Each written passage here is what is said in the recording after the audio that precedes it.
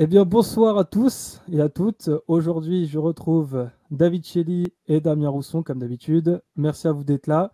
Merci David d'avoir accepté l'invitation. C'est vrai que c'est avec grand plaisir que voilà, on t'a invité sur vidéo pour présenter un petit peu ton domaine. Et on peut le dire parce que toi, tu touches beaucoup les noms de domaine. Et puis voilà, c'est avec grand plaisir qu'on t'a invité. J'espère que ça te fait plaisir. Merci beaucoup pour l'invitation. Moi, je suis passionné par le secteur, donc dès qu'il y a une occasion d'en parler, surtout sur une chaîne qualitative comme la vôtre, avec plaisir. C'est gentil. Et du coup, Damien, comme d'habitude, qui est là. Salut Damien. Salut Léo. Ok, voilà, on va commencer par une petite présentation, une petite introduction. David, je te laisse commencer vu que tu es l'invité. Est-ce que tu pourrais te présenter, s'il te plaît? Avec plaisir. Alors, moi, je m'appelle David Chelly. Donc, ma spécialité concerne les noms de domaine. Et depuis à peu près 2 ou 3 ans, il y a vraiment un engouement pour les noms de domaine expirés dans le domaine du référencement et plus largement. Donc, j'ai le Skype qui fait piou piou toutes les 3 minutes. C'est-à-dire que les gens sont vraiment confrontés à des problèmes avec des registrars pourris comme OVH qui fait n'importe quoi, avec des plateformes d'expi qui travaillent très mal. En fait, on est dans un secteur avec beaucoup d'opportunités, mais très compliqué. Et comme moi, je suis la concierge du secteur, donc le sujet me plaît, donc j'en parle un peu partout. C'est plutôt vers moi que les gens vont se tourner parce qu'ils ont, ils m'ont vu dans une vidéo ou dans où j'ai fait quelques publications, choses comme ça. Donc voilà. Donc j'habite en Espagne. Je suis spécialisé dans les noms de domaine depuis longtemps. Je dirais une quinzaine d'années à peu près. Mais c'est plus un hobby qu'un vrai, qu'une activité financière lucrative. Et peut-être qu'on en parlera dans l'interview parce qu'il y a beaucoup de mythes sur le sujet. Mais j'adore ça. Je connais bien le secteur, les acteurs. Voilà, c'est un sujet qui me plaît. Tu reçois beaucoup de demandes d'aide de personnes Ouais, qui. alors le souci, c'est qu'au départ, en fait, comme moi, ça me plaît, je proposais aux gens, voilà, tu me poses ta question, ça me prend 2 secondes plutôt que tu perdes des heures. Et là, maintenant, je peux plus parce que le sujet a été tellement démocratisé et puis voilà, il y a de plus en plus de besoins et vraiment, ça marche assez mal. Donc, du coup, si les gens ont un besoin, on a un groupe Facebook qui est complètement gratuit où ils peuvent aller, ils peuvent poser leurs questions et là, soit moi, soit des collègues vont répondre, on le fera avec plaisir.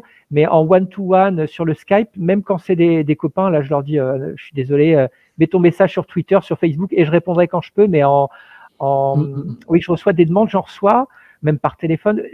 Si je te dis 10 par jour, on est en dessous de la réalité. Donc, ouais, tu nous donneras l'URL du groupe et on la mettra dans la description. Sinon, c'est facile, il s'appelle nom de domaine sur Facebook, il est facile à trouver, mais oui, je vous le donne avec plaisir. Allez, ça marche. Donc voilà, si jamais vous avez des problèmes de nom de domaine, il y a le petit groupe. Arrêtez d'harceler le pauvre David.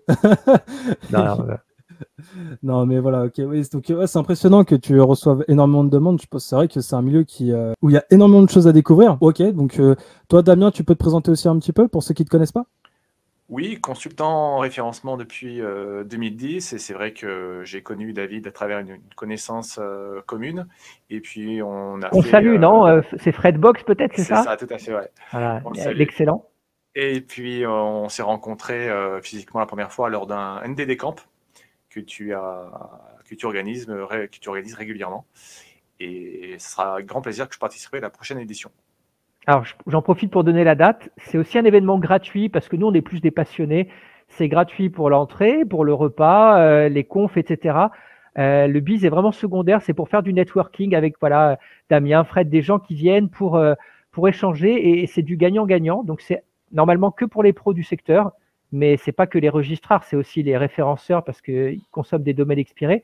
Donc, la prochaine date, c'est le 29 juin à Paris. Donc, on a une journée et on va en faire un à Strasbourg également avant, sur le même principe, mais on attend la réponse pour la salle. Comme c'est gratuit, on veut des salles gratuites aussi, donc on ne peut pas non plus mettre la pression aux gens qui vont nous héberger, mais on a bientôt à Strasbourg. Ok, donc l'événement s'appelle le NDD Camp, comme nom de domaine Camp. C'est ça.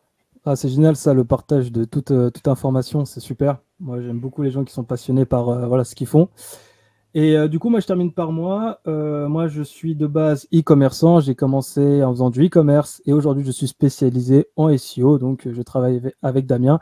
Et du coup, je me suis spécialisé dans le référencement Google. Très bien. Bon, on va rentrer dans ce cas-là dans le vif du sujet. Est-ce que, David, tu pourrais présenter ton parcours, s'il te plaît, qui est assez impressionnant? Non, non, je sais pas. Avec plaisir. Alors moi, je suis donc à la base plutôt un universitaire. Donc je m'intéresse à plein de choses. Donc j'ai fait des études assez longues, bon, qui amènent au doctorat, de la recherche ensuite. Et j'ai pas voulu travailler à l'université parce que c'est assez chiant. Et il y a comment dire, beaucoup de contraintes. Il faut être dans les syndicats pour monter et tout. Donc moi, je suis dynamique. J'ai envie de me lever le matin, me faire plaisir. Donc ça me convenait pas, mais j'ai quand même cet attachement à la connaissance. Donc tout m'intéresse, et par contre pas trop au business. Je suis vraiment nul en business et ça m'intéresse pas. Donc voilà Donc ma spécialité c'est plutôt donc la recherche en général. Donc j'ai fait quelques publications sur le secteur, et je dirais j'ai commencé à éditer des sites, mais vraiment au début. Vous n'avez pas connu ça, et nous on avait beaucoup de chance parce que au tout début tu faisais n'importe quoi, et avec AdSense c'était ton contenu pratiquement, et tu pouvais gagner 500 000 euros par jour, mais sans aucune difficulté. Donc j'ai eu cette chance d'être là au bon moment. J'ai gagné beaucoup de sous en vérité, hein, comme tout le monde qui était là au départ. Et puis après j'ai eu un gros blacklistage de Google assez rapidement. J'avais beaucoup de sites qui sont tous partis. Je me suis dit tiens, je vais changer, je vais essayer de voir s'il n'y a pas quelque chose d'un peu plus sûr. Et je suis passé sur les noms de domaine. Et les noms de domaine, c'est vraiment différent, mais ça m'a bien plu. Donc là, on parle de 2005 à peu près. Et depuis, j'édite des sites parce que pour la rémunération, c'est encore possible d'en vivre. Mais les noms de domaine, c'est mon activité principale, et je la fais depuis Valence, en Espagne, où on a un climat sympa et où il y a beaucoup d'acteurs du SEO qui sont implantés, beaucoup d'expats maintenant, et du web en général. Fais-nous rêver, combien tu as de sites en gestion? Alors, écoute, en fait, c'est avec le temps, tu sais, comme je m'intéresse à tout. Par exemple, moi, j'adore la Bosnie. Alors, je fais un site bosnie.fr ou bosnie-herzégovine.fr. J'adore un truc. Donc j'en ai beaucoup parce que depuis le temps, j'en ai à peu près 1000, on va dire. Tu vois, donc c'est assez facile finalement quand tu as 1000 sites d'arriver à en vivre à peu près.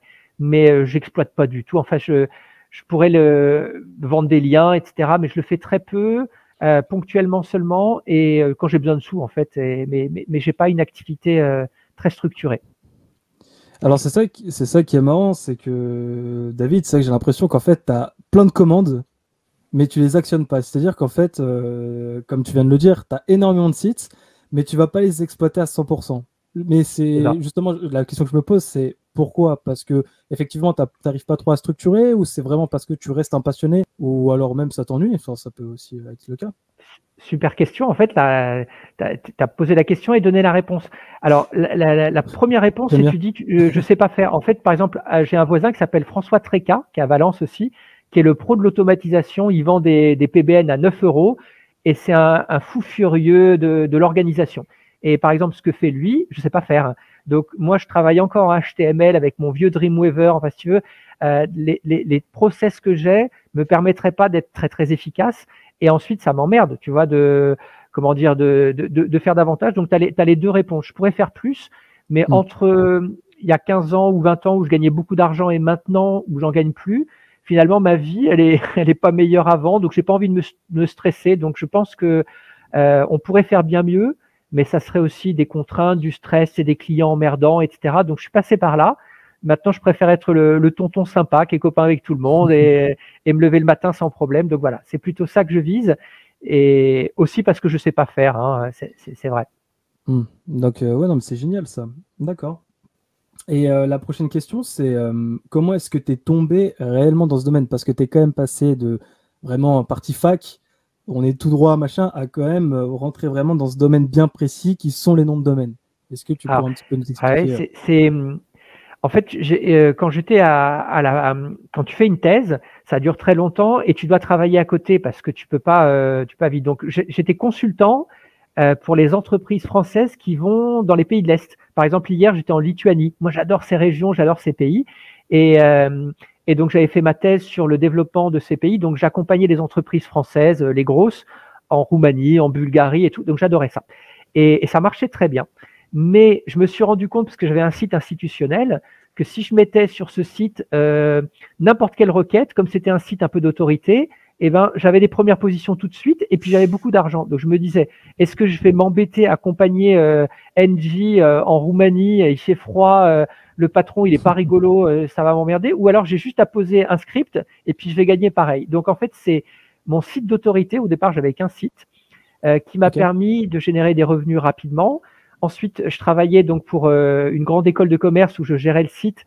J'en ai bâti un autre et avec la puissance qu'ils avaient, pareil, je faisais du trafic très très facilement. Auparavant, il n'y avait pas de concurrence. Donc du coup, c'est un peu la facilité qui m'a permis de jeter la cravate, les pantalons, etc. et de me dire voilà, j'ai la liberté du web. Et c'est pour ça que j'ai laissé tomber cette activité et je suis passé au fur et à mesure sur Internet qui était beaucoup plus rémunérateur. Je te parle de début des années 2000. Ok. Un heureux accident. C'est ça. Toi, t'en penses quoi, Damien, de tout ça, de tous les années? Je sais pas si dans les années 2000, tu avais commencé un petit peu à checker, à regarder ce qu'il y avait autour. Ouais, plutôt dans les années 2003, 2004, j'avais déjà mes premiers sites sur Voilà, Trop des tard. choses comme ça. Et c'était assez héroïque de faire des sites. Et effectivement, moi aussi, j'ai appris sur Dreamweaver. Mais bon, après, voilà, j'étais jeune étudiant et il n'y avait pas forcément toute la littérature qu'on a maintenant sur le net ou ce genre de choses. Il fallait plus, c'était plus à nous d'aller fouiller de l'information sur le net, alors que maintenant, c'est plutôt la démarche inverse. Il faut trier parmi toutes les informations qu'on peut trouver sur des sites, sur des forums et sur YouTube. C'est ça exactement, oui, parce que bon, on a plein d'informations, mais il y a des informations qui peuvent être périmées, et il y a des informations qui peuvent être totalement fausses. Et c'est vrai qu'aujourd'hui, on a un tas d'informations, et même si on te dit Google est ton ami, ouais, mais Google peut être ton ennemi aussi. Donc c'est vrai que nous, on n'a pas eu, moi en tout cas, j'ai pas eu cette chance d'arriver dans les années 2000 et de voir toute cette, d'arriver dès le début, et c'est vrai que ça doit être un super beau marché. Ce que je propose, c'est qu'on avance un petit peu. Là, on va parler un petit peu plus d'optimisation. Donc, pour les gens qui sont un petit peu vraiment débutants, on va commencer doucement. David, j'aimerais avoir ta définition réellement de qu'est-ce qu'un nom de domaine pour toi. Alors, en fait, le nom de domaine, c'est ce qu'il y a derrière les 3 points www. Alors, en termes informatiques, c'est tout simple, c'est que les contenus sont posés sur des ordinateurs qui ont des adresses IP, et les adresses IP, on ne pourrait pas les retenir. Donc, pour retenir les adresses IP, on a créé les noms de domaine qui sont des moyens d'identifier chaque machine simplement. Donc, un nom de domaine, il peut avoir une extension .com, .fr, .org, etc. Mais il y en a plus de 1000 en vérité. Donc, c'est aujourd'hui un marché en très forte expansion où jusqu'à présent, on enregistre un nom de domaine, on va chez OVH, on fait sa recherche, ou OVH ou un autre, et s'il est libre, on l'enregistre. Ce que je recommande, y compris aux débutants, c'est de ne pas aller sur les domaines qui sont libres, parce que s'ils sont libres, c'est que personne n'en a voulu, mais plutôt d'essayer de récupérer des domaines qui ont déjà un existant, qui ont déjà des liens, qui ont déjà peut-être un caractère un peu sexy pour être reconnaissable. Par exemple, aujourd'hui, il y avait, je ne sais pas si vous avez vu les problèmes d'indexation dans Google, il y a 3 plateformes qui sont sorties, il y en a qui sont super. Il y en a une, c'est indexation.fr, donc ça, on retient tout de suite, c'est puissant. Et il y en a une autre, je ne me rappelais pas, j'arrivais pas à me rappeler, et j'ai demandé sur un groupe, c'est quoi le truc, parce qu'en fait, ils l'ont appelé, je ne me rappelle même plus maintenant, c'est un verbe français. Donc il y a EasyIndex, voilà, foudroyer, voilà. EasyIndex de Stéphane Madaleno, qui est pas mal, easyindex.com, indexation.fr, et foudroyer, c'est un peu plus compliqué. Le nom, il serait sympa si ça correspond à la thématique. Mais là, moi, j'arrive pas à faire l'association. Donc c'est mieux peut-être que foudroyer.com, je pense qu'ils l'ont eu libre, qui dépense 500 €, 200 €, 50 € même, pour avoir un nom un petit peu plus punchy, à mon avis. Donc pour toi, c'est important d'avoir une marque pour la rétention, pour la mémorisation côté internaute lambda. Okay. Comme vous avez dit tous les deux, on a une surabondance d'infos, on en a dans tous les sens. Donc aujourd'hui, c'est important de se différencier, de se détacher. Et le nom de domaine, il est sous-coté à mon avis. On oublie parce que ça coûte beaucoup plus cher ensuite en com si on a un nom pourri, de faire en sorte qu'il soit retenu par les gens. Donc autant au départ investir dans un nom qui est efficace. Par exemple, indexation.fr, nickel, on va retenir, il est bien. Ça peut nous aider en plus sur cette requête si les gens tapent des choses reliées à l'indexation. Donc je pense que c'est un bon choix. Tout à l'heure, tu parlais des extensions de nom de domaine, des .fr, .com. Tu disais qu'il y en avait plus de 1000. Dans ces cas-là, qu'est-ce que tu conseilles aux gens plutôt de partir sur un .fr, un .com ou un truc un peu plus fantaisiste qui pourrait aider la mémorisation? J'aime bien la question et la réponse que je te donne aujourd'hui, c'est peut-être pas la même dans 1 an, 2 ans, 3 ans. Aujourd'hui, je n'irai que sur .com ou .fr parce que les nouvelles extensions qui sont sympas, elles sont sympas, mais elles sont très méconnues. Par exemple, mais moi, je suis incapable de te les citer parce qu'il y en a tellement, et il y a quand même un facteur de confusion. On va mélanger, on va pas bien s'en rappeler. Donc, j'irai pas sur les nouvelles extensions aujourd'hui. Peut-être plus tard, ou alors si je suis en Bretagne, le point BZH, il est bien parce que les gens le connaissent localement. Ça me dérange pas. Dans certains cas, pourquoi pas une nouvelle extension? Mais alors les autres, à mon avis, c'est bien pour un site secondaire, mais pour une marque un peu forte, .com ou .fr. Si on s'adresse au marché français, .fr, c'est très bien. Et puis .fr, moi, je préfère parce que c'est bien géré. .com, c'est Warren Buffett, c'est énormément d'Excel. Les Américains, moi, je ne veux pas mettre la géopolitique là-dedans, mais globalement, dans l'Internet, c'est quand même… ils ont raison, hein, ils s'intéressent à leurs propres intérêts. Et alors que le .fr, c'est géré par une mission de service public qui reverse 90% des bénéfices à la fondation. Ils sont beaucoup plus ouverts, beaucoup plus sympas, c'est beaucoup mieux géré. Donc, je préfère .fr assez nettement que par rapport à .com. Mais .com, évidemment, c'est classe aussi. Hein. Tu as déjà testé dans ton activité d'éditeur de site des noms de domaine un peu plus fantaisistes et si tu as testé, est-ce que ça se positionne dans Google? Alors c'est marrant. Oui, aujourd'hui, il n'y a pas de différence, je dirais. Mais il y a 20 ans, justement, où jusqu'à il n'y a pas très longtemps, il y avait vraiment une prime évidente quand tu avais l'EMD exact en .com, etc. Par exemple, le .info, il sortait moins bien. On voyait bien, je ne sais pas s'il y avait un filtre pendant un moment. Aujourd'hui, je dirais que l'extension, elle a pas de rôle. Hein. Ils ont dû faire des ajustements dans l'algorithme, mais parce que moi j'ai que en fait sur mes 1000 sites, en réalité c'est pas des sites, c'est des noms de domaine sympas sur lesquels j'ai bâti des sites. Donc j'ai toujours le MD en fait. Et je vois des fois il y a des surprises, des trucs qui se positionnent bien, mais rien à voir avec avant. Donc je pense qu'aujourd'hui avec n'importe quelle extension tu peux ranker, à mon avis. Ouais. L'exact match domaine, si par exemple vous vendez des t-shirts rouges, votre nom de domaine va s'appeler t-shirt-rouge.com. Voilà, c'est vraiment ce qui définit en fait ce que vous vendez, ce que vous proposez comme contenu. Ouais. Okay. Moi, pendant longtemps, j'ai eu un nom de domaine en .eu et ça rankait très bien, il n'y avait pas de problème, et ce depuis 2010 à peu près. Mais effectivement, j'ai vu passer des points IMO, des points Paris sur des requêtes très spécifiques. Alors, le point Paris, en fait, il n'est pas géolocalisé bizarrement, parce qu'on pourrait se faire avoir quand on a un point .fr, Google sait qu'il est en France, et ils ont été un peu feignants, parce que dans les nouvelles extensions, ils n'ont pas envie de savoir que le point Berlin, c'est Berlin, BZH, c'est Bretagne, donc ils ne l'ont pas géolocalisé. Le point Paris, il va marcher aussi bien à Marseille qu'à Lyon et qu'à Paris. Petit détail. Effectivement, j'ai l'impression que Google, aujourd'hui, il ne prend plus trop en compte l'extension. Ce qu'il veut, je pense, aujourd'hui, c'est vraiment le contenu du site et voir ce qu'il y a à l'intérieur. C'est-à-dire que on en a parlé un petit peu, l'exact match domaine, je ne sais pas ce que tu en penses, toi, David, même Damien, c'est que j'ai l'impression que même si tu as un EMD, si tu en as un qui a un nom de domaine totalement différent, qui ne vend absolument pas les mêmes productos, il ne parle même pas de la même chose, il peut être en première place parce qu'il a un contenu vraiment enrichi, parce qu'il a travaillé son SEO, etc. J'ai l'impression que l'exact match domaine, c'est un petit peu, on l'a survendu. Je pense qu'à l'époque, ça devait compter. Après, je ne sais pas ce que tu en penses, David, mais j'ai l'impression qu'aujourd'hui, avoir un EMD, est-ce que c'est un réel avantage de l'avoir? C'est la question que je me pose encore. Alors, le vrai pro, enfin les vrais pros, c'est vous. Hein. Donc moi, je vais donner mon avis. Il y a des bonnes vidéos d'ailleurs de Abondance où Olivier Dufay, il a son avis là-dessus, où il explique que le seul avantage, c'est que naturellement, quand tu as un EMD, les liens qu'on va faire vers toi, ils vont contenir le nom de domaine, donc tu auras des liens qui seront meilleurs, donc tu auras un petit avantage. Je pense que c'est exactement ça, que l'avantage, il est limité aux liens qui, naturellement, seront un petit peu plus facilement liés à ce que tu vises. Ce qui est rigolo, c'est que moi, je connais Olivier Dufay depuis 2000 et qu'il racontait ça il y a 20 ans et c'était pas vrai. Et on avait ce conflit et tout. Donc maintenant, il peut dire oui, j'ai raison. En tout cas, aujourd'hui, il a raison. Je pense que comme tu dis auparavant, et je l'ai vu avec un EMD, on avait une prime.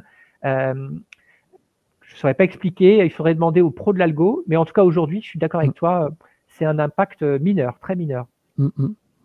Parce que quand on regarde un petit peu sur les ventes de noms de domaine, il y en a qui pensent que oh là là, il faut que je l'achète parce qu'il a un EMD. Et toi, Damien, t'en penses quoi? Oui, ce poids, le EMD a beaucoup baissé.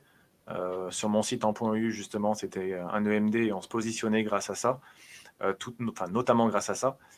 Après, il suffit de taper toute une série de mots-clés divers et variés et on regarde les résultats et on voit qu'on a aussi bien des EMD que des marques qui se positionnent. Donc, c'est un petit critère en plus, mais c'est pas ce qui fait le bon référencement d'un site. D'accord. juste enchaîner sur une autre question qui est à peu près, voilà, c'est à peu près le même rapport. Voilà, je voulais juste, au moins, on peut vraiment faire une vraie conclusion là-dessus. Quels seraient les critères pour qu'un nom de domaine il prenne vraiment de la valeur? Alors, je sais que moi, ce serait le contenu, ce serait toutes ces choses, mais est-ce que, tu vois, par exemple, un EMD, est-ce qu'il va prendre plus de valeur qu'un nom de domaine qui n'a absolument rien à voir? C'est vraiment la question que je me pose. Comment un nom de domaine peut prendre de la valeur sur un marché? Donc, En fait, il y a beaucoup de valeur au nom parce que justement, comme on a dit, il y a une abondance d'infos, c'est difficile de sortir du lot. Et même si dans Google, tu vas pas avoir un impact supérieur, je peux t'assurer que le CTR, par exemple, qui est très important, c'est le taux de clic. Quand quelqu'un voit des résultats, si tu tapes un résultat et que tu vois maison.com, tu as envie d'aller voir maison.com parce que c'est la classe, parce que le nom, il inspire confiance, surtout si le site, il est réussi derrière. Donc aujourd'hui, c'est un impact à la marge, mais pas tant que ça, parce que si tu as un nom qui est efficace, facile à mémoriser, qui est positif, ton taux de clic est supérieur, la transformation est supérieure, c'est quand même un plus. Par exemple, je t'avais dit, moi j'ai plein de noms, j'ai roumanie.fr, bulgarie.fr, slovaquie.fr. Je les mets pas à jour parce que je peux pas, si j'ai 1000 sites, les gérer. Mais il y a plein de gens qui m'appellent et qui me disent ah oui, ils pensent que c'est le site officiel, tu vois, parce que le nom il a de l'allure. Et donc je pense que c'est un investissement qui peut être intéressant quand on a un gros projet. Si c'est un PBN, ça sert à rien d'aller chercher des noms sur le second marché. Par contre, si tu as prévu du Google Ads qui est horriblement cher, là tu verras la différence. Rien que de le CTR qui est le plus important dans Google Ads, ça va te payer le nom de domaine très très vite. Et ça, je le vois tout le temps. Hein. Les gens qui commencent avec un nom de domaine trop difficile à mémoriser, etc., ils perdent en crédibilité. Il vaut mieux casser la tirelire au début, ce qu'on n'aime pas faire, hein, mais je pense que c'est un conseil que je donnerais. Moi, je le fais à mon niveau. Je prends que des noms de domaine qui sont le choix numéro 1 pour la thématique envisagée. Donc l'expérience utilisateur, quoi. À fond. Ouais, voilà, exactement, la relation que tu vas avoir avec l'utilisateur. Donc ce serait en fait un des critères vraiment. Et puis ce serait le critère pour que. Qu'il soit court, efficace, qu'on le mémorise, quoi. Hein, donc, ouais. Par exemple, rachat de crédit, c'est le .com, c'est le plus court qu'on peut faire. Donc c'est un peu long, mais voilà, moi je l'avais par exemple rachatdecrédit.com, je l'avais pris pour un client. Il m'a dit, bon c'était un gros client, mais il m'a dit tu le prends. Et il voulait pas savoir le prix, c'est-à-dire qu'il voulait avoir en plus dans ces domaines, hein, c'est des organismes qui ont pas mal d'argent. Donc tu vois, ils ont des gros budgets. Et je pense que le rachat de crédit, c'était un chiffre important, mais il l'a rentabilisé immédiatement. Je ne sais pas ce qu'ils en ont fait maintenant, mais non, c'est quand même puissant, hein, les gros noms de domaine. Après, toi, Damien, je ne sais pas ce que tu en penses. Effectivement, pour la mémorisation, pour une stratégie de marque, c'est bien d'avoir un nom de domaine lié à l'activité phare. Donc, soit on a un EMD, rachat plus loin de crédit, ou alors une marque associée à un nom d'activité. Je sais pas, espoir ou je sais pas, étoile-rachat de crédit, ça peut être pas mal aussi d'associer les deux, ça rassure. Ouais, c'est vrai que je suis d'accord. C'est vrai que je pense que c'est un des critères très importants pour qu'un nom de domaine puisse prendre de la valeur, effectivement. Mais voilà, si on se lance, on va dire, pour les débutants qui veulent vraiment travailler un site, vraiment développer leur contenu, l'EMD n'est pas forcément, c'est survendu. Mais par contre, voilà, si vous avez vraiment envie de le vendre juste après, effectivement, il prendra plus de valeur. Mais ce n'est pas parce que vous avez un EMD que forcément vous arriverez premier. On enchaîne. Une question aussi pour David par rapport justement aux Exact Match domaines et à cette valeur potentielle.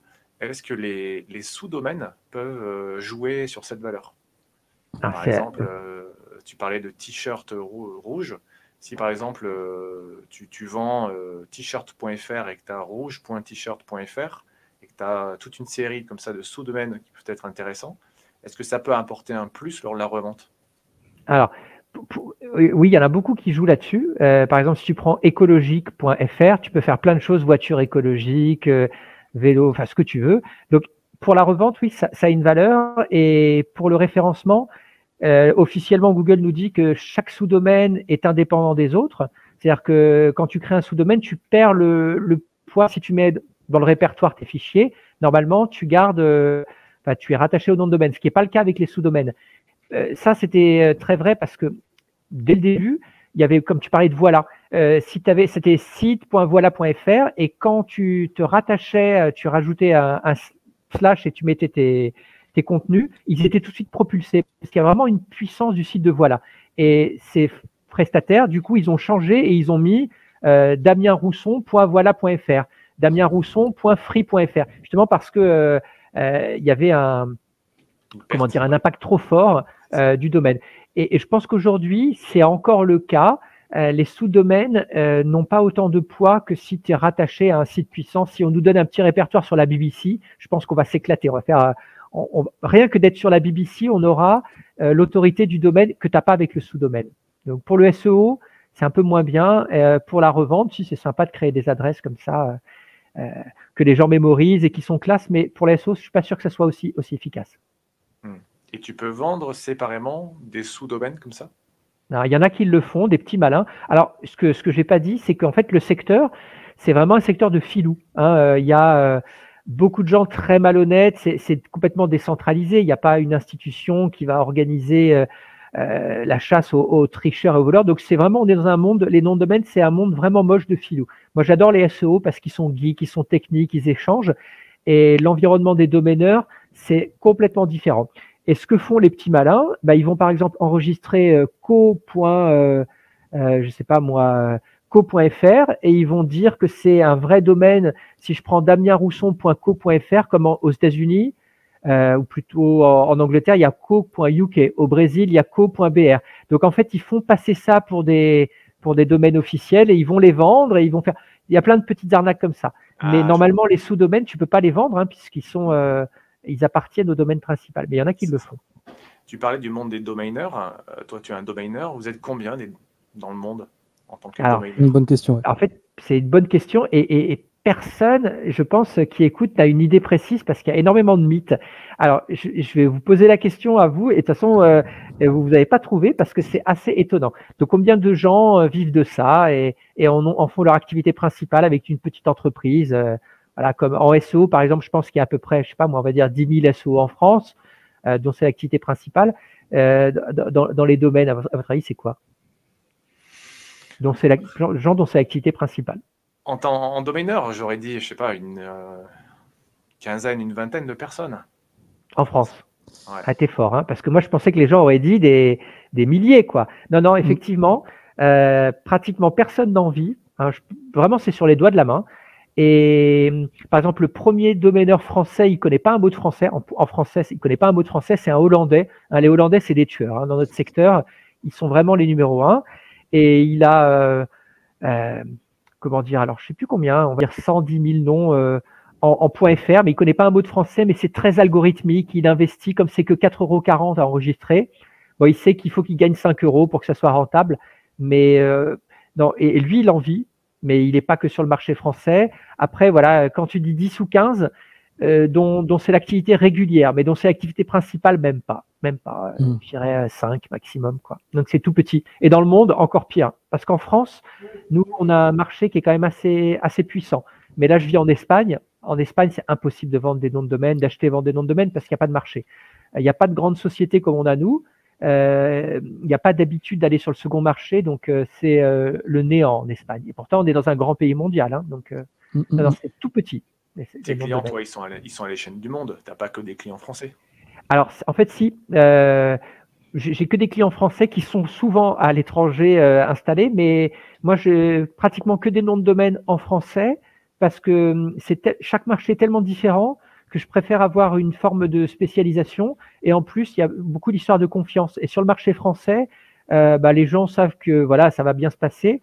Et sinon, à l'international, tu perds du temps. Moi, j'ai des toutes petites transactions. La plupart des domaines que je vends, ils sont à moins de 50 €. Donc, il faut que ça aille vite, tu vois. Il faut que ça soit avec 2 sourires, qu'on soit content. Mais j'ai pas envie de passer des heures, de vérifier, de faire des échanges. Donc, du coup, non, à l'international, je m'y frotte pas, ou très peu. Okay. Mais je connais bien parce que je participe aux events et parce que ça m'intéresse. Mais non, je suis que sur le marché français.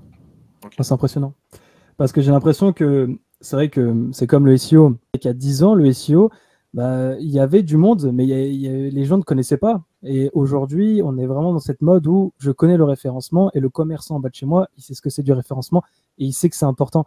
Et j'ai l'impression que les noms de domaine, c'est à peu près pareil, sauf que je trouve que ça ne s'est pas assez développé. C'est vrai que les domainers, comme tu l'as dit David, c'est vrai que vous êtes pas beaucoup, quoi. Vous êtes vraiment une petite communauté, vous êtes entre vous. Et en plus de ça, c'est que, comme tu l'as dit, apparemment, les il n'y a pas vraiment de partage. C'est que, comme tu l'as dit, c'est vraiment le plus filou qui va gagner, quoi. Alors que le domaine du SEO, c'est vraiment développé et aujourd'hui, il y a plein de communautés, SEO Camp, etc. Donc, c'est vrai que c'est un peu mon point de vue là-dessus. J'ai l'impression que le marché du domaine, il était hyper fluctueux à une époque, mais j'ai l'impression qu'il s'est très vite essoufflé, malheureusement. Léo, tu as tout très bien résumé. En fait, on avait un potentiel énorme, mais il y a des gens qui préfèrent, tu vois, perdre 10 affaires et faire une grosse affaire, mais ne pas vendre au prix. Et du coup, les acheteurs se sont dissuadés parce que c'est tellement compliqué d'aller acheter à des gens que tu connais pas, qui sont compliqués. Les plateformes comme Sedo ou autres, vraiment, tu perds du temps. Donc, on y va uniquement quand on a besoin, quand on peut pas faire autrement. Et c'est vraiment dommage parce que si on avait été plus raisonnable, plus sain, à vendre des choses à des prix raisonnables, les domaines, ils ont énormément de valeur. Mais il faut que ça soit des transactions fluides et tu as bien expliqué. Et il y a beaucoup de filous. Moi, j'ai habité en Bulgarie, par exemple, et je me rappelle quand tu voulais passer, il y a un pont qui traverse la Bulgarie et la Roumanie. Tu arrives au pont, tu as 2 mètres à faire et les douaniers, ils te disent, tu prends ce taxi. Le taxi te demande $200. Après, il t'amène à un autre qui te demande $200. En gros, tu t'en vas et tu prends le train, quoi. Et c'est un peu ce qui se passe aujourd'hui. Si le taxi, il te demandait, allez, $20, tu le prends, quoi, parce qu'il y a 2 kilomètres, tu dis, ils exagèrent un peu, mais c'est ce côté excès que les domaineurs ont, à mon avis, internationaux, ils ont vraiment abusé et du coup, on a tué le marché alors qu'il y a un potentiel. Je te dis, moi, j'ai des gens qui viennent me voir tous les jours parce qu'ils savent que le domaine, ils vont pas le surpayer. Il faut pas que j'exagère, quoi. Si j'en ai pour 5 minutes de travail, si je gagne 10 euros ou 20 euros, ça me suffit, quoi. Et ça, c'est malheureusement dans le SEO, c'est très très bien développé. Dans le domaining, il y a eu beaucoup de rêveurs qui sont arrivés avec des prix abusifs et tout. Et en gros, tout le monde, il y a eu que des perdants. Donc, le marché, il est cuit. Et les derniers qu'on ait, c'est plus des passionnés, voilà, mais ça marche pas. Toi, David, tu as ta propre plateforme de vente de sites et de nom de domaine, hein, c'est ça? C'est ça. Ça s'appelle Domstocks. Et en fait, sur Domstocks, si vous y allez, les prix sont assez chers parce que je mets plus cher pour éviter, parce que c'est compliqué de faire un transfert, de faire un push quand les gens connaissent pas. En plus, s'ils achètent quelque chose, ils vont pas faire le transfert. C'est vraiment très, très lourd. Donc, s'il y a des gens qui s'intéressent, j'ai un bon pour les gens qui sont un peu à l'aise. Et du coup, c'est 40 euros de moins par nom de domaine. Et là, ça commence à 10 euros et c'est bien, quoi. Mais le prix de base, il est un peu pour filtrer les sociétés ou les anciens propriétaires qui me disent ah c'est mon nom de domaine machin qui arrive super énervé, etc. Donc eux faut les gérer et je me rajoute 40 euros pour voilà pour le temps que je vais perdre. Mais oui, j'ai une plateforme maintenant. Voilà. Maintenant, comment dire, c'est vraiment du service revendeur parce que c'est technique. Si vous n'êtes pas à l'aise, il vaut mieux apprendre et venir acheter des noms de domaine une fois qu'on s'y connaît un peu, parce qu'il y a plein de pièges. C'est quand même pas facile. Okay. T'attriste pas de voir, on va dire, toutes ces personnes qui ont ces connaissances venir en fait de couler tout simplement parce que ils ont pas été, on va dire, voilà, ils ont pas été raisonnables sur certaines choses. Ouais, tes questions, on voit que tu as bien préparé, Léo, parce que c'est vraiment les questions qui correspondent à ce qu'on vit actuellement. En gros, il y a une super vidéo de Jérôme Pasquelin. Que le domaine du domainer soit de plus en plus connu. Il y a une vidéo de Jérôme Pasquelin de la semaine dernière là, qui explique comment manipuler le TF. Et ce que tu dis, en fait, ça existe depuis toujours, les filous sont là. Mais ça m'attriste pas, parce que moi, ça fait 20 ans que je suis là et c'était bien pire. Et je peux t'assurer que les lourdingues, ils ont disparu. Et aujourd'hui, les derniers qui sont encore dans notre secteur debout, ils sont vraiment clean. Parce que autant sur le marché international, c'est tellement grand que tu te feras jamais attraper, tu trouveras toujours des pigeons. Sur le marché français, si moi j'ai autant de clients, de copains, etc., c'est parce qu'ils savent, ça fait un moment, qu'ils savent qu'il n'y a pas de risque. Donc tu peux tromper, je crois qu'on dit, tu peux tromper une fois 1000 personnes ou 1000 fois une personne. Enfin, vous connaissez l'histoire, donc c'est ça. Donc nous, dans notre secteur, il n'y a plus de filous, il n'y a plus de rigolos, et il y en avait énormément. On est une petite communauté, on n'est plus que des vieux parce que ça, c'est impossible de rentrer sur le secteur maintenant. C'est trop cher, c'est trop compliqué. Et ceux qui restent, ils travaillent passionnés. Bien. Voilà. Je vais poser une question bête, mais qu'est-ce qu'on peut faire avec un nom de domaine? C'est-à-dire, ok, on achète un nom de domaine, on peut le garder pour monter un site, on peut le garder, le retravailler pour ensuite peut-être le revendre et faire une plus-value. Est-ce qu'il y aurait d'autres possibilités? Il y en a plein.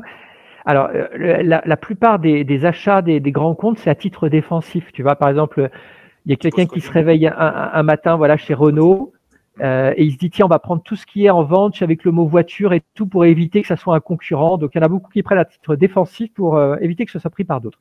Après, tu peux aussi faire des emails. Il y en a qui, pour leur nom de famille, par exemple, ils veulent se faire plaisir et ils veulent que toute la famille ait un email avec, si je m'appelle Franck, et que mon fils il s'appelle Léo, bah, je vais faire leo@franck.fr et ça servira à toute la famille. Donc ça c'est une possibilité. Après tu peux faire des redirections. Il y en a beaucoup qui achètent des domaines et qui s'en servent surtout les domaines pour le SEO. Ça marchait beaucoup mieux avant, mais parfois la redirection elle va te propulser quand même, surtout si c'est une page interne, ça peut te faire monter la page de destination.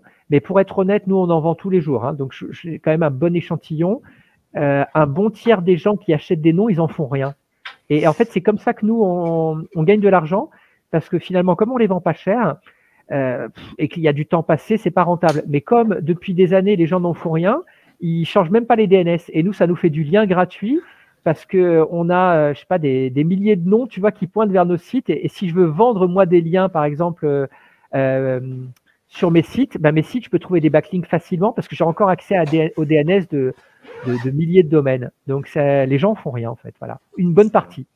Et ils les renouvellent quand même. Hein. C'est-à-dire qu'ils sont sympas, ils les renouvellent pour moi tous les ans, mais ils n'ont pas le temps ou je sais pas, ils en font rien. Ils ont l'impulsion chimique qui leur dit « Ah, je vais l'acheter ». Tu sais, ils l'achètent sur le moment, mais ensuite, ils n'ont jamais le temps et ils en font rien.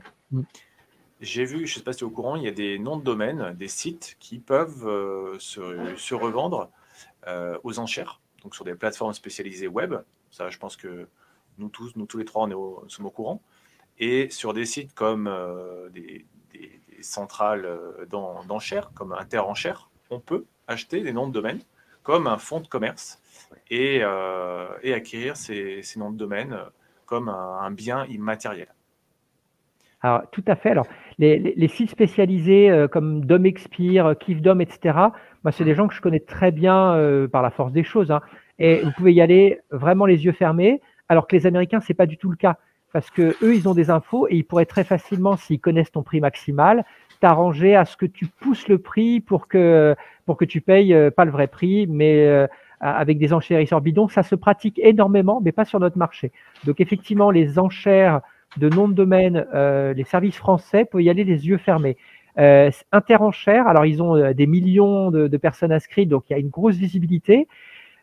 Et j'ai vu qu'ils vendent des noms de domaine. Maintenant, c'est comment dire, relativement exceptionnel. C'est pas leur activité principale. Par contre, mon associé de Domstocks possède une maison de vente. Et lui, il est donc alors là, ils ont fait des ventes de NFT récemment et il va essayer de faire des ventes d'actifs numériques. Les noms de domaine, il n'y a pas trop de potentiel, mais avec un commissaire priseur, alors je crois que ça s'appelle commissaire de justice, etc. Donc quelque chose qui serait vraiment sécurisé et qui donnerait des garanties comme le fait Interenchères, qui est effectivement le leader du secteur. Donc lui va proposer un service, mais plutôt sur les actifs immatériels en général, parce que sur les noms de domaine, bon, on parle des grosses ventes qui ont lieu, mais on oublie que 99% des domaines, ils se vendent jamais, en fait. Et on se fait une fausse idée du marché parce que quelqu'un a mis... il y avait Eurolines.fr qui a été vendu, je sais plus, 20 000 euros il y a quelques mois, d'accord. Ça arrive une fois de temps en temps. Mais la réalité, c'est que les noms de domaine, personne n'en veut. Hein.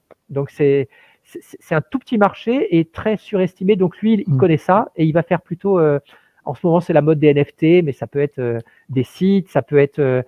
voilà, tout ce qui est immatériel. Ok, vraiment très intéressant en tout cas.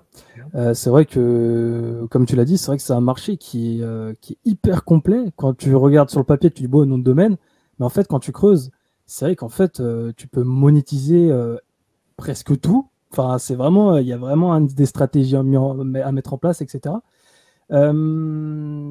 Justement, là, on va parler un petit peu justement, donc tu t'en as un petit peu parlé, David. C'est vrai que tu as parlé des NFT. Est-ce que tu pourrais nous en dire un petit peu plus au niveau des domaines et des NFT? Parce que c'est vrai qu'il y avait une petite liaison. Ouais, si tu peux nous en parler. Super sujet, et c'est bien que tu en parles dans la vidéo parce que c'est un. En fait, les gens adorent finalement tout ce qui est nouveauté. Et il y a des petits malins qui ont créé des domaines sur la blockchain, par exemple avec l'extension .nft. Et je voudrais pas que la vidéo dure très longtemps, mais ils pourront se renseigner et je vais décevoir tout le monde, mais c'est du bullshit 100%. Et vraiment 100%. Donc après, on pourra expliquer pourquoi de A à Z, mais en fait, c'est une aspiration des jeunes gens maintenant à essayer de gagner immédiatement de l'argent sans travailler. On leur fait croire que c'est possible avec ces domaines de la blockchain. Donc ça n'a aucune valeur et la seule chose qui va arriver, c'est qu'on va perdre son argent parce qu'il n'y a que des vendeurs, il n'y a pas d'acheteurs et il n'y en aura jamais. Donc il y a des choses sur lesquelles il y a un potentiel, mais les domaines liés à la blockchain, que ce soit l'extension .nft, mais en fait on peut en créer autant qu'on veut parce que c'est des domaines hors racine ICANN. C'est-à-dire que c'est pas des domaines comme le .com, le .net, c'est quelqu'un qui crée, c'est très facile à faire, ça existe depuis toujours, on peut créer un nom de domaine, mais il faut une extension spécifique pour aller les visiter, ça sera pas dans Google. Tu vois, c'est un monde à part qui est complètement virtuel, il faut beaucoup d'imagination pour voir le potentiel que ça peut avoir. Donc aujourd'hui, il n'y en a pas. À part éventuellement relier ton portefeuille de crypto avec une adresse plus mémorisable, ok, mais c'est pas ça qui donnera de la valeur. Et les transactions qu'on a, elles sont presque toutes fausses, ou alors elles sont absolument pas représentatives du marché. Donc ne perdez pas votre argent. Je suis désolé si vous croyez avoir trouvé un filon. Le seul filon, c'est ceux qui ont créé ça. Et eux, ils ont trouvé des pigeons. Et à la limite, si vous voulez créer votre propre système, il y a Unstoppable Domains qui est le plus gros, qui fait sa pub, c'est complètement nul. Et après, tout le monde peut faire la même chose. C'est extrêmement simple, mais il n'y a pas de potentiel. Non, rien du tout. Désolé. Et si tu veux savoir pourquoi, c'est des questions, je peux te dire, mais c'est un sujet où il n'y a vraiment pas de doute, quoi. Peut-être que demain, ça changera, mais même demain, je ne crois pas du tout. Et si demain, ça change, on aura tout le temps de se positionner. Ça ne sert à rien de se positionner maintenant où il n'y a pas de marché. Il suffit d'être en veille et il y aura toujours, lorsque les premiers signaux seront là, que ça a une valeur, il sera toujours temps de se placer. Si jamais, David, un jour tu es d'accord, pourquoi pas revenir et qu'on en parle, vraiment en détail et que tu puisses vraiment donner ton avis parce que c'est un sujet du moment et c'est vrai que dans n'importe quel milieu, j'ai l'impression que les NFT, ça pète de partout. Donc voilà. Alors, les NFT, c'est quand même déjà mieux que les domaines sur la blockchain. Parce oui, bien sûr. Voilà. Mais sur les NFT, je ne pense pas qu'il y aura un énorme marché, mais il y a quand même des usages. Il y a quand même une demande. Voilà, il y a quand même des artistes qui peuvent en tirer profit. Bon, il y a une petite demande. Je pense que c'est un vrai marché. Mais les domaineurs qui ont essayé de faire croire qu'il y a une combinaison entre les deux, là pour le coup, c'est du bullshit. Alors les gens, ils aiment pas. On me dit, ouais, t'es vieux, t'y comprends rien, etc. Vous avez vu le casque de gamer que j'ai? J'ai un fils de 20 ans qui mine du Bitcoin, etc. Donc ça m'intéresse tout ça. Mais y a pas, je vois pas de marché potentiel. Et je vois surtout les filous derrière. C'est-à-dire quand tu vois les gens qui sont derrière, si Google s'y met, s'il y a vraiment des acteurs importants et qu'il y a des usages, très bien. Pour l'instant, c'est pas le cas du tout. Google, il a 100 nouvelles extensions, donc il est dans les noms de domaine. Donc tout ça, c'est possible, mais ça me paraît domaine blockchain, ça me paraît très prématuré ou en tout cas aujourd'hui, il faut surtout pas y aller. En plus, toi, au niveau de ton expérience, c'est vrai que toi, qui a quand même, tu t'y connais sur le sujet, et c'est vrai que tu as pu voir en fait toutes les tendances qu'il y aurait pu avoir au fil des années. Et toi, c'est une tendance, tu dis attention quand même, quoi. Il faut pas y aller. Et surtout, on discute beaucoup, tu sais, on a des groupes, en fait, c'est une passion, si tu veux. Donc moi, je peux me tromper, mais qu'on se trompe les 30 ou 40, ça serait quand même étonnant, quoi. Donc, ouais. Ok. Super intéressant. Donc voilà, pourquoi pas en parler dans une autre vidéo. Je sais pas si Damien, tu voulais dire quelque chose? Non, c'est assez complet comme ça. On va finir par... Là, on est au niveau de la conclusion. Juste avant, j'avais une petite question parce que je sais que même moi, je suis dans quelques communautés, mais beaucoup plus e-commerçants. Et c'est vrai qu'il y a quand même pas mal de débutants qui viennent. Si jamais je me fais voler mon nom de domaine, imaginons le lendemain, je me réveille et mon nom de domaine a été pris alors que j'ai travaillé pendant 1 an sur ma boutique. Comment faire pour, on va dire, contrer cela? Est-ce que tu as une technique? Est-ce que tu pourrais la dire? Ou alors tu dis non, je garde ça pour moi au cas où. Comment réagir? En fait, c'est une réponse qui peut être liée à pas mal de questions que tu as posées. Déjà, la première, c'était sur l'argent. Quand tu connais un peu le système, il y a énormément de failles parce que les noms de domaine, personne ne savait quand ils ont été créés ce que ça allait devenir. Donc, en fait, c'est un vrai gruyère. Et moi, je pourrais voler plein de noms de domaine et être riche. Je me cache avec des proxys. Donc, c'est très dangereux. On est sur un secteur où il faut vraiment, lorsqu'on a un actif, le mettre chez un bon registrar, ne pas avoir le lost code disponible. C'est quand même très dangereux. Les voleurs, ils vont pas voler des domaines pourris, ils vont voler des gros domaines, mais ils le font tous les jours. Et c'est aussi par rapport à la question d'extension, pour ça que je recommande le .fr. Parce que si tu arrives à un truc en .fr, en 2 jours, c'est réglé. Parce qu'on a des gens sérieux, parce qu'on a des gens consciencieux, parce qu'on a des gens qui bossent bien. Si c'est un .com, bah, tu peux mourir avant de récupérer ton nom de domaine. Et c'est ce qui est passé, par exemple, pour sex.com. Sex.com, okay, qui était le nom de domaine qui avait le plus de valeur, il a été volé. Il y a un livre qui est pas trop mal là-dessus, qui expliquait l'histoire par... je sais pas, en ce moment, on parle beaucoup de Marc Mouli, là, cet arnaqueur de Netflix, etc. Bah, c'est un peu cette histoire. Aux États-Unis, c'est tant qu'on se fait pas prendre, le business, l'argent, c'est ça qui compte. Et donc, il y a quelqu'un qui était un petit euro, qui s'amusait à voler les noms de domaine, qui a volé sex.com et qui explique très bien comment il le fait. Et le problème, c'est qu'il n'y a pas de gendarme au niveau international. Donc, le l'ICANN qui s'occupe de ça va rien faire. Faut même pas espérer quoi que ce soit. Donc, t'es foutu. Alors, tu peux demander à des avocats. Ça coûtera très cher. Ça sera très long. Et tu n'auras même pas la garantie de récupérer ton nom de domaine parce qu'il manque un gendarme. Et je te dis pas les extensions de .ru de la Russie et tout. Là, tu oublies complètement. Donc, on est dans un domaine qui est vraiment une jungle. Et c'est pour ça que le .fr, j'aime bien. Parce que tu te sens en sécurité. Les gens travaillent bien. Dans le e-commerce, attention. Parce qu'on a des lois très contraignantes en France. Donc, si vous êtes e-commerçant, vous prenez un .fr, respectez bien les réglementations en France parce qu'on peut vous geler votre nom de domaine et puis tous les autres. Hein. Si vous mettez, par exemple, s'il y a des plaintes notamment, hein, si la FNIC reçoit des plaintes, ils vont regarder s'il y a des infos qui sont erronées, si vous êtes déclaré comme entreprise et que vous ne l'êtes pas, ils rigolent pas. Donc, je dirais que si on veut bosser proprement, le .fr, il est très bien et on a les avantages aussi d'être protégé. Donc, c'est plutôt pas mal. Dans les autres extensions, beaucoup moins. Toi, Damien, tu as des petits conseils pour les personnes qui, on va dire, voilà, si jamais ils se font voler leur nom de domaine ou alors éviter qu'ils se le fassent voler? Réserver vos noms de domaine sur une durée assez longue. Hein. On peut réserver son domaine pour 1 an, mais même sur plusieurs années. Et puis, oui, mettez-vous des alertes, un truc tout bête sur un Google Agenda. Et puis, voilà, une semaine avant la fin du renouvellement, et voilà, pensez à les renouveler et on ne sait jamais si votre carte bleue a expiré, vous ayez le temps de vous retourner pour renouveler tous ces noms de domaine. Et je complète parce que l'idée m'est venue et comme la question est importante, aussi sur l'adresse email parce que les Gmail sont souvent piratés et du coup, il faut que l'adresse email soit solide pour donc l'email de ton entreprise et pas mettre l'email d'un collaborateur qui a changé d'entreprise, qui sera plus là, on n'a plus accès pour les transferts. Donc vraiment un email qu'on contrôle dans une entreprise, c'est important pour éviter ça. Mais le mieux, c'est il y a quelque chose qui s'appelle registrar lock. Et pour le .fr, il y a quelques registrars seulement qui le proposent et ça empêche le transfert. Mais quand c'est mon site principal, bah, je préfère avoir ça parce qu'on sait qu'il sera jamais transféré, sauf si je téléphone chez mon registrar, que je demande à le retirer, c'est-à-dire qu'il y aura un formalisme qui fait que le risque disparaît. Et pour le .com, bah, malheureusement, ça n'existe pas, mais du coup, il y a des registrars solides. Par exemple, les boîtes du CAC 40, elles vont pas chez OVH, enfin, sauf certaines très courageuses, elles vont chez des registrars spécialisés qui sont pour les grands comptes et qui font en sorte que ton nom de domaine, il va pas disparaître. T'imagines Total qui perd son nom de domaine, c'est possible s'il n'est pas entre de bonnes mains. Donc voilà, il y a quand même beaucoup d'enjeux. D'accord. En plus, c'est vrai que la plupart des débutants, là où ils se font avoir, c'est qu'ils se le font même pas voler ou hacker. Enfin, ils se le font pas hacker, ils se le font voler. Ils se le renouvellent pas.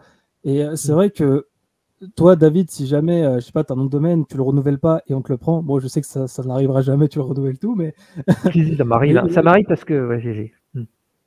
Voilà, non, mais ce que je voulais savoir, c'est que voilà, c'est plus le fait de je suis dans la législation, mais comment on fait vraiment? Enfin, tu peux. Moi, je sais que tu peux faire des plaintes. Je sais qu'il y a certaines, tu peux essayer d'aller porter plainte, etc. Mais c'est vrai que c'est assez compliqué, quoi. Parce que tu n'as pas renouvelé, c'est ton problème. Tu vois ce que je veux dire? C'est un peu. Les gens savent pas, ouais. En fait, tu n'es jamais propriétaire d'un nom de domaine, tu le loues. Et à partir du moment où tu renouvelles pas, tu le loues plus. Donc, il y a plein de gens, parce que nous, on vend des domaines expirés. 90% des domaines, c'est des domaines expirés. Et il y a des gens qui m'appellent super énervés, ils me disent, vous m'avez volé mon nom de domaine. Bah, le nom de domaine a expiré, il n'a pas été volé, il a été enregistré. En plus, moi, je prends que des génériques. Tu vois, je prends pas des termes. Si c'est le bar de Mathieu.fr, je m'appelle pas Mathieu, j'ai pas un bar, donc je préfère pas toucher à ça. Donc, du coup, nous, on prend des noms génériques qui peuvent avoir une deuxième vie. Et si les personnes, dans certains cas, me disent, voilà, en plus, moi, je les vends pas cher, donc là-bas, ils peuvent les racheter. Mais même, je peux faire un effort si vraiment elles étaient les destinateurs naturels, mais c'est pas la loi qui les aidera, hein, parce que une fois que tu n'as pas renouvelé ton nom de domaine, c'est difficile à récupérer. Après, tu peux attaquer le futur titulaire s'il se fait passer pour toi.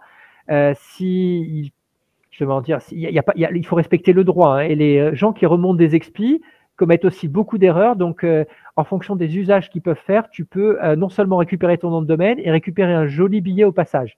Donc ça c'est possible aussi. Ça dépend de l'usage de la personne qui a repris le nom de domaine. Donc voilà, si jamais on récupère votre nom de domaine, attendez de voir ce que la personne fait avec votre nom de domaine. Et si elle se fait passer pour vous, là, il y a un préjudice qui est évident. Et ou si elle fait du parasitisme parce que vous avez encore une marque, etc. Mais c'est très technique et rien que pour se faire accompagner, les avocats, ils coûtent très cher, hein. Donc si on n'a pas des milliers d'euros en budget, il vaut mieux abandonner, hein, et faire son deuil de son nom de domaine parce que c'est trop difficile pour le faire soi-même, on ne gagnera pas. La procédure la moins chère en .fr, elle coûte que 250 €, elle s'appelle Cirelli. Mais pour faire ma procédure, je dois quand même être un peu à l'aise, sinon je vais la perdre et je vais perdre mes 250 €.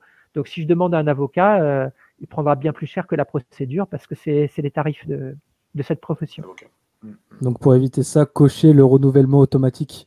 Et 10 ans, comme a dit Damien, comme ça, voilà, il y a beaucoup moins de risques qu'il expire.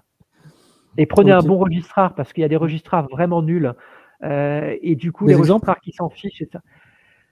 Les bons registraires, par exemple, il y a un registraire qui est à Lille qui s'appelle Netim, qui est vraiment le meilleur en français. Et c'est des passionnés, ils sont très bons. C'est le même prix que Gandhi à peu près. Gandhi, il n'est pas mauvais non plus. Donc voilà, des gens dont c'est le métier. Moi, je préfère largement Netim parce que c'est des passionnés, ils sont bons. Gandhi, c'est déjà un peu gros, ça merdouille un peu, mais c'est quand même leur métier. Après, il y a des gens dont c'est pas le métier. Par exemple, OVH, c'est un très bon hébergeur, mais ils comprennent rien au nom de domaine et ils ont ça comme sous-produit. Mais c'est vraiment le dernier endroit où je mettrais mes noms. Yonos, qui fait des pubs à la télé, c'est pareil, hein. C'est un hébergeur. Et pour les noms de domaine, c'est vraiment pas une bonne idée. En fait, tous ceux qui sont connus, qui font de la pub, il faut les éviter et plutôt prendre vraiment les gens du marché. Et les Français sont pas mal, hein. Les registraires français sont bien en général. Ok, super. Donc registraire français pour ceux qui veulent... Netim, il est tout petit, mais il est très bien. Sinon, Internet BS, qu'utilisent beaucoup les référenceurs parce qu'il est pas cher, ça tourne, hein, ça fonctionne bien. Voilà. Il n'y a pas trop de soucis, c'est vraiment leur activité. Ok, super. Donc un mot registraire et n'oubliez pas de renouveler un renouvellement automatique. Hyper important pour éviter tous ces petits problèmes. Sinon, il va arriver chez moi et je vais le revendre et tout, c'est bête. Donc, oh non, ce serait dommage. Chez vous. C'est ça. Pour terminer cette petite interview, est-ce que tu pourrais nous donner ton avis sur l'évolution de tout ce marché de nom de domaine dans les années à venir? Voilà, ton avis là-dessus. Quelles sont les grandes tendances? Les grandes tendances, voilà. C'est une question super sympa et ma réponse va peut-être vous étonner, mais pour moi, on est vraiment à la fin parce que on n'est plus que des vieux. Donc, il n'y a pas du tout de renouvellement. Et aujourd'hui, il y a des grosses sociétés comme GoDaddy qui rachètent tous les portefeuilles. Donc, de plus en plus, ça va être un secteur dont va s'emparer un certain nombre de grandes sociétés. Mais l'activité de domaining, elle est, à mon avis, elle est presque terminée parce que une fois que nous, on sort du marché, s'il n'y a pas de renouvellement, et en plus, c'est technique, c'est compliqué, c'est pas rentable. Donc, je pense que ça risque de faire comme en Espagne ou dans les 3/4 des pays du monde où il n'y a rien. Donc, pour moi, on est en déclin très fort. Tu vois, à cause de nous, on s'en sort très bien parce qu'on est tout seul finalement, donc c'est assez facile.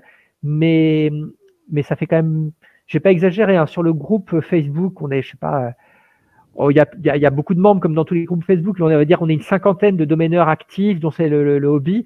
Je pense pas qu'il y en ait un qui ait moins de 40 ans. Et des moins de 50 ans, je suis même pas sûr qu'il y en a beaucoup. Donc tu vois, c'est vraiment des vieux, quoi, hein, donc et ça, c'est pas bon. Mais le SEO, c'est un peu pareil, hein. Le SEO, il devient de plus en plus technique. Je pense que les jeunes, moi, ça fait longtemps que je suis ça parce que j'aime bien par curiosité, mais les Julien Gadano, les Adrien Russo, les gamins de 18 ans qui étaient super forts, qui arrivaient, qui écrasaient tout le monde, il y en a plus maintenant, hein. C'est-à-dire que c'est beaucoup plus... il y a des experts, mais l'âge, ils augmentent en âge. Maintenant, ils ont, je sais pas, Stéphane Madaleno, par exemple, il doit avoir déjà 35 ans et tout. Donc, les jeunes qui sont forts, ben, ils sont plus tellement jeunes et on voit pas la relève arriver. Donc, faut voir si le SEO, il n'aura pas le même souci parce qu'on n'a pas beaucoup de jeunes. Je pense que les jeunes, ils ont envie de gagner de l'argent rapidement. SEO, on te dit, tu vas travailler dur et peut-être que dans quelques mois, tu auras des résultats. Ça donne pas envie, hein. On préfère faire du dropshipping ou des cryptos ou ce que tu veux. Donc, du coup, on n'attire pas avec le SEO les nouvelles. Toi, par exemple, Léo, tu as une exception. Mais la plupart, quand je vois au SEO Campus à Paris, là, qu'on organise, bah, la moyenne d'âge elle est assez élevée. Les intervenants, c'est sûr, mais même les participants. Il y a plus beaucoup de jeunes. Un jeune qui est super, c'est Romain Pirotte. À l'origine, il était SEO, puis maintenant, il fait un peu de tout, mais lui, en fait, effectivement. Mais en fait, Romain Pirotte, ça fait bien 5-6 ans. Il est venu au NDD Camp, d'ailleurs, dont tu parlais, Damien, quand il était encore mineur, quoi, avec 16 ans, 17 ans. Enfin, c'était un gars très précoce, mais des Romain Pirotte maintenant, je ne sais pas s'il y en a beaucoup. Il y en a de moins en moins, en tout cas. Il y a Léo qui est là. Ouais, voilà, Léo qui doit prendre le flambeau, et vas-y, Léo. Je vais mettre le point sur la table comme ça. Il y a un autre Léo, il y a un autre Léo qui est à Malte, qui est très fort aussi. Ah bah. Oui. Et qui doit avoir ton âge à peu près, je pense, qui est tout jeune et qui est un tueur. Donc, il y en a quand même, hein, mais Léo, ce Léo-là, ça fait aussi 5-6 ans qu'on le connaît. Même s'il est tout jeune, ça fait 10 ans qu'il fait du web, hein, donc c'est pas facile. Non, c'est vrai qu'il y a une grosse communauté, mais moi, en tout cas, pour le SEO, c'est vrai que tu as raison, il y a peu de jeunes, en vrai, qui sont spécialisés là-dedans. Et c'est vrai que dans le domaine dans le domaine du domaine, j'ai envie de te dire, c'est vrai que effectivement, c'était la première fois que j'avais vraiment un nom de communauté, comme tu l'as dit, de personnes qui sont spécialisées dans ce milieu-là. Et c'est vrai que c'est super, super intéressant et c'est génial que tu sois passionné par ce que tu fais et que tu continues à en faire. C'est vrai que moi, j'aime beaucoup les gens qui sont passionnés par ce qu'ils font et qui continuent. Malgré que voilà, le marché peut ralentir ou quoi que ce soit, moi je trouve ça vraiment très impressionnant. Merci beaucoup, David, c'est moi qui vous remercie, les gars, d'avoir accepté ça. Cette petite interview qui a duré 1 heure et pas 30 minutes. mais c'est génial, c'est plein d'informations et les gens qui vont regarder ça, ils pourront noter plein de choses, même ça peut les éclaircir sur certains points. David, la prochaine fois, si un jour tu veux repasser, on parlera un petit peu des domaines et des NFT qui se lient ensemble, etc. Des domaines NFT. Ouais, encore merci à David. On aura le plaisir de se revoir. Je viendrai avec Léo sous bras pour qu'on s'en compte de visu, en vrai. Et puis aussi, je voulais parler à la communauté et dire que David avait sorti un ouvrage sur les noms de domaine, très très complet et très intéressant. Et je vous invite à voir son site qui fait un lien vers justement la plateforme où on peut acheter son ouvrage en physique, en papier ou en digital.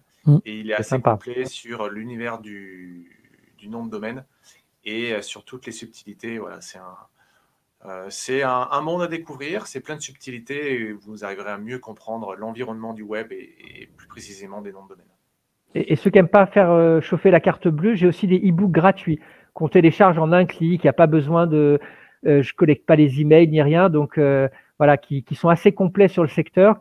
Le livre, c'est plus de boulot forcément, mais voilà, ceux qui ont juste envie d'avoir une première info, le site c'est Rêve Domaine et on les trouve facilement. Voilà, c'est vraiment de l'info que je partage parce que nous, quand on faisait l'internet il y a 20 ans, c'était comme ça au début. En fait, il n'y avait pas d'argent et c'était juste des passionnés, on trouvait rigolo et les vieux entre guillemets, on continue à travailler comme ça parce que c'est ça qui nous fait nous lever le matin.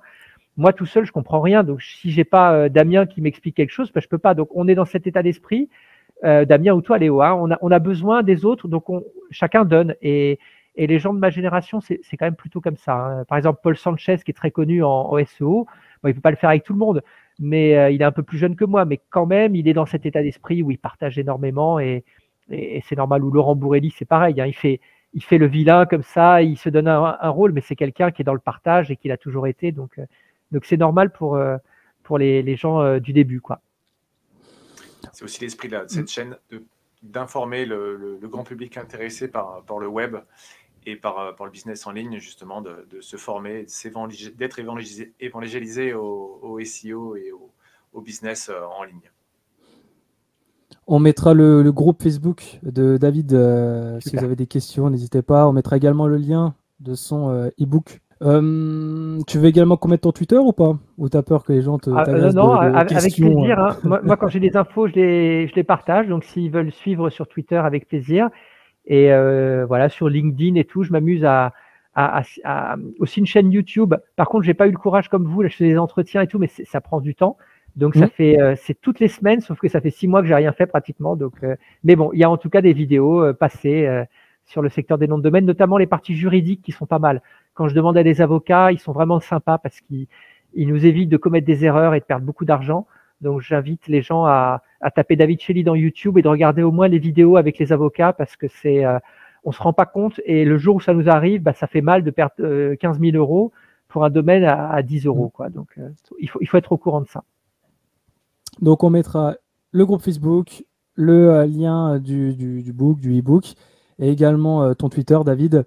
Donc n'hésitez pas à aller voir, comme il vous l'a dit, il y a plein de contenu. Si vous voulez vraiment approfondir le sujet là-dessus, c'est hyper important. Les noms de domaine, c'est la base, vraiment la base. Également nos 2 Twitter, Damien Rousson et Léoves SEO pour moi. N'hésitez pas si vous avez des questions, on y répond, il n'y a aucun souci. Vous pouvez passer. En tout cas, merci, je le répète, mais merci beaucoup David d'avoir accepté cette invitation. C'est moi. C'était un énorme plaisir. Plein d'informations, plein de sujets, c'est super. Peut-être une prochaine vidéo, on parlera justement des domaines NFT. Et puis voilà. Écoutez, merci à tous d'avoir suivi cela, cette grande vidéo, on va dire.